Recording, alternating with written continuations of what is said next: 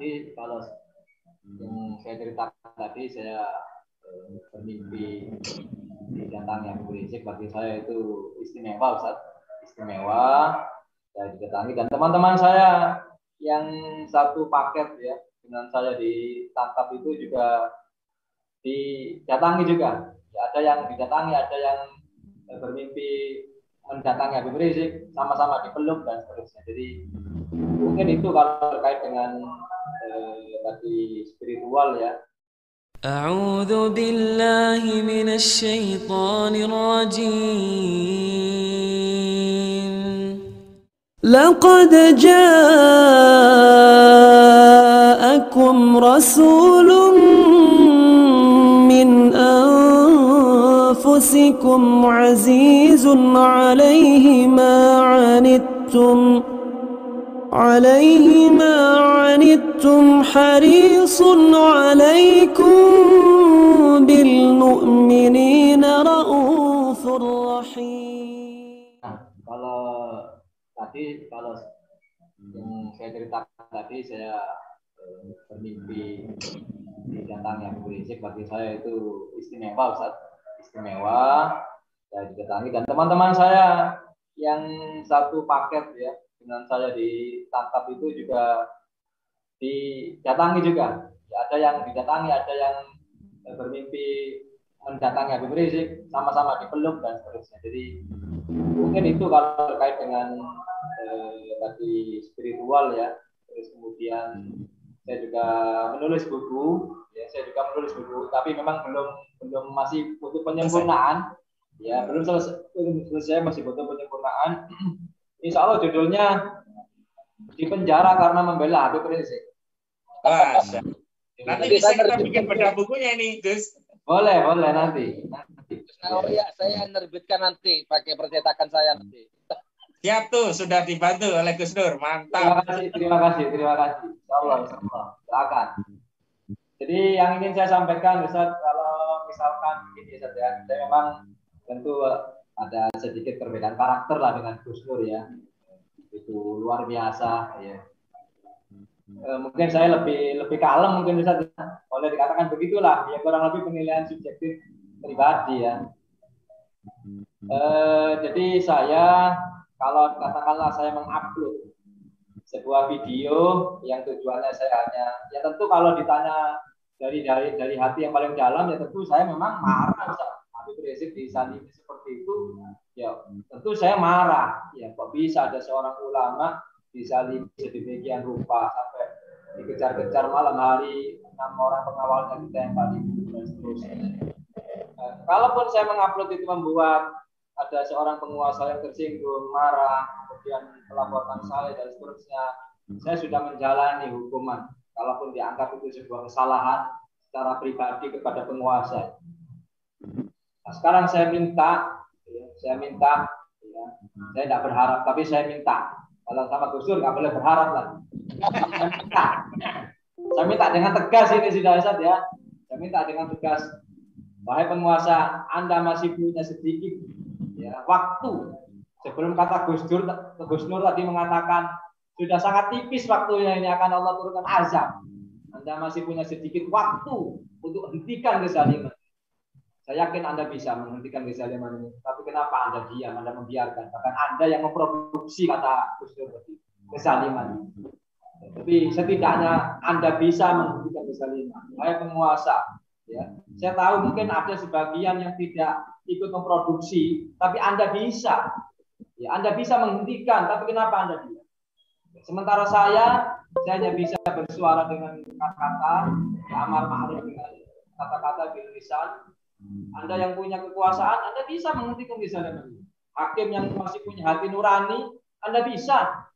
Ya, saya tidak berharap, tapi saya minta ini Gus Dur ya. Saya minta dengan tegas sekali lagi untuk hentikan kezaliman.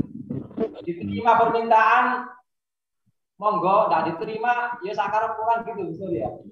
Saya akan mengetuk langit ya. Saya akan mengetuk langit. Biar Allah nanti yang akan memberikan jawaban. Mungkin itu besar. Ya, ada satu hikmah yang menarik. Pada setiap karakter seorang muslim itu tidak ada yang buruk. Bahkan kebaikan itu kadang-kadang dibungkus dengan berbagai bungkus yang berbeda. Kita ketahui bagaimana kelembutan seorang Abu Bakar As-Siddiq yang begitu lemah lembut, bijak, tapi kita juga paham iman seluruh penduduk bumi jika ditimbang tidak ada sebandingnya dengan Abu Bakar As-Siddiq. Kita juga kenal Umar bin Khattab, bagaimana garangnya Umar bin Khattab, tapi ternyata seorang Umar bin Khattab pun menangis. Dia begitu perhatian kepada rakyatnya, bahkan setiap malam Umar bin Khattab melakukan inspeksi, mencari untuk memastikan ada nggak rakyatku yang masih lapar, bukan dengan cara membawa media untuk memastikan agar masih bisa melakukan pencitraan. Jadi saya kira dari dua sosok ini luar biasa, baik Gus Nawawi maupun Gus Nur itu punya karakteristik masing-masing. Yang jelas dua-duanya saya berani menyatakan ini adalah singa-singa Allah yang telah membuktikan bahwa mereka pejuang, dan tentu saja tidak cukup dengan itu karena terus terang, ujung daripada kehidupan kita itu adalah saat Allah menjemput nyawa kita. Husnul khotimah itu dibuktikan pada saat ajal menjemput kita. Dan tentu saja kita terus harus berusaha istiqomah dengan ketaatan, sehingga tidak ada kesempatan bagi malaikat Israel kecuali mencabut kita pada saat kita dalam keadaan taat. Sebab sekali saja kita melakukan maksiat, khawatir sekali kalau malaikat Israel mencabut nyawa kita dalam kondisi maksiat. Assalamualaikum warahmatullahi wabarakatuh. Bismillahirrahmanirrahim. Alhamdulillahi rabbil alamin. Wassalatu wassalamu ala ashrafil anbiya'i wal mursalin Sayyidina Muhammadin wa ala alihi wa sahbihi ajmain, amma ba'du. Saudara-saudaraku kaum muslimin muslimat yang berbahagia, tentunya tidak akan menimpa seseorang berupa musibah, cobaan, namun itulah yang terbaik di sisi Allah dan pasti bisa diambil hikmah dari musibah tersebut. Jadi bagi orang yang berakal, berpikiran positif bahwa semua musibah yang menimpa diri kita semua tentunya pasti ada banyak hikmah di dalam musibah tersebut. Itu poin yang pertama. Yang kedua, mengenai buku di penjara karena membela Habib Rizik, tentunya pernyataan atau judul buku yang demikian ya berlebihan lah, mengingat saudaraku di penjara bukan karena membela Habib Rizik, namun karena ada satu kesalahan yang sangat fatal sehingga dapat menimbulkan perpecahan, provokasi di antara satu dengan lainnya, satu kelompok dengan lainnya, atau dalam menjaga keutuhan berbangsa dan bernegara.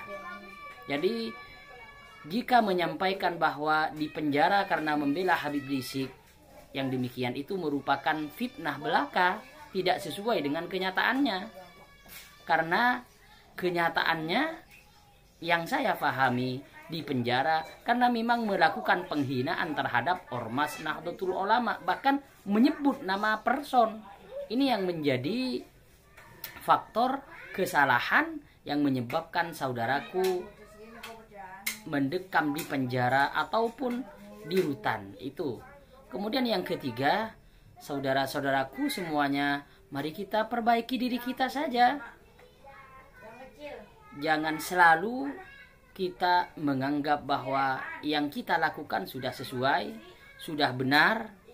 Tentunya jika memang apa yang kita lakukan sudah sesuai, sudah benar, kita tidak mungkin ada proses yang menyebabkan diri kita berada di dalam penjara. Jadi ambil hikmahnya saja. Siapa tahu kelak di kemudian hari itu akan banyak hikmah yang akan didapatkan saudara atas musibah yang menimpanya, baik hikmah yang diambil oleh saudara, keluarganya, bahkan juga jemaahnya atau pendukungnya. Yang terakhir pesan saya kepada saudara-saudaraku semuanya, mari kita tanyakan kepada ahlinya. Jangan hanya benar menurut kelompoknya, benar menurut dirinya sendiri, namun kita harus tanyakan kepada ahlinya. Kalau tentang hukum kita tanyakan kepada pakar hukum. Kalau tentang agama, tanyakan kepada orang yang betul-betul memahami ajaran agama secara benar, di mana jawabannya itu sesuai dengan Al-Qur'anul Karim, hadis Rasulullah SAW, ijma' dan qiyas. yang demikian akan ada jalan titik temu bahwa apa yang disampaikan itu betul-betul kesalahan atau sebuah kebenaran, akan tetapi ada banyak penindasan atau kezoliman yang dilakukan oleh pemimpin. Yang saya takutkan, jangan-jangan pendapat pandangan ini merupakan hanya pandangan orang yang ditimpa musibah bahwa itu merupakan kezoliman, namun kenyataannya ternyata itu memang sebuah kesalahan yang disengaja untuk menghina orang lain, merendahkan orang lain. Itu yang ingin saya sampaikan kepada, paling tidak buat diri saya juga buat semuanya, agar tidak terus-menerus hanya membenarkan pernyataannya dan apa yang dilakukan oleh orang lain adalah sebuah kesalahan. Mungkin hanya ini yang dapat saya sampaikan. Kurang lebihnya mohon maaf. Ihdinas siratal mustaqim, siratal anbiya'i wal mursalin. Assalamualaikum warahmatullahi wabarakatuh.